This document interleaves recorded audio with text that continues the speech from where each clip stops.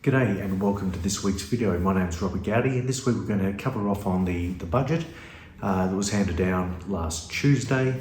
And yeah, not a huge amount of changes, but just a few notes and confirmations of what's already been proposed. And some of these were mentioned prior to the election as well. So the first one is reducing the age where people are eligible to utilise the downsizer rules and contribute to superannuation.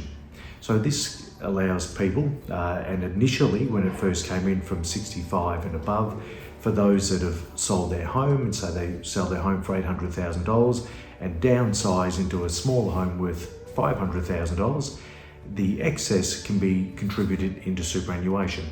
So that's started off at age 65, then reduced to age 60, and now it's going to be reduced to age 55. And so that allows us as individuals to put up to $300,000 each into superannuation for that downsizer. That is a one contribution use only, and it doesn't take into account or stop you putting any non-concessional or any other superannuation contributions. So plenty of flexibility there, and it's also there to help encourage people to downsize from their very larger family homes into smaller homes. In addition to that, to incentivise pensioners to downsize. Traditionally, and this has been in place for many years, when people have sold their home as a pensioner, and then that money for the proceeds from the home won't be counted for 12 months.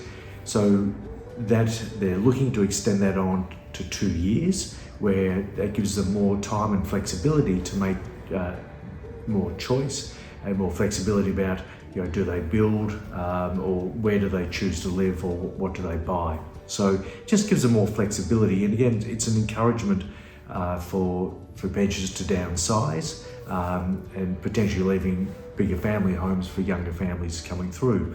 Obviously, affordability is a huge issue there, so the government is encouraging them to do that. In addition to those rules, that with the deeming for the income test, there is the low rate where we only pay, or only deemed to have earned 0.25% up to a lower threshold, which is slightly different for a single and a couple. But that essentially means that it's only 0.25 regardless if you're getting 3% on a term deposit.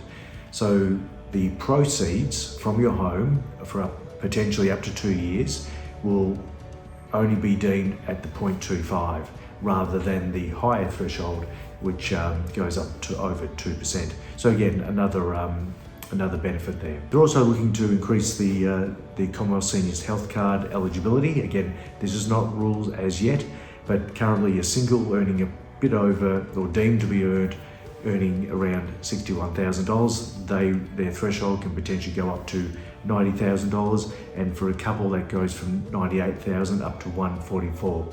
So that'll mean tens of thousands of people will be eligible to receive a Commonwealth Seniors Health Card, which means that they will get some very cheap medicines that they may not be eligible for the time being. Also for pensioners, there's a freezing of their deeming rates, which I mentioned before. So they're going to be frozen till June 30, 24, and that's an acknowledgement that obviously the deeming rates, and as interest rates are going up, that can affect the income test and put downward pressure on the age pension that people receive. And so the government is acknowledging that things have become expensive. Living is more expensive and it's rising, obviously with inflation at a strong rate. So it's acknowledging that's there to help. There was also some relaxation in terms of superannuation and residency to allow people more flexibility to travel overseas and still maintain their self-managed super funds and still contribute. So I won't go into a huge amount of depth because it doesn't affect too many people. Anyhow, thank you for listening. Appreciate your time, and we'll catch you next week.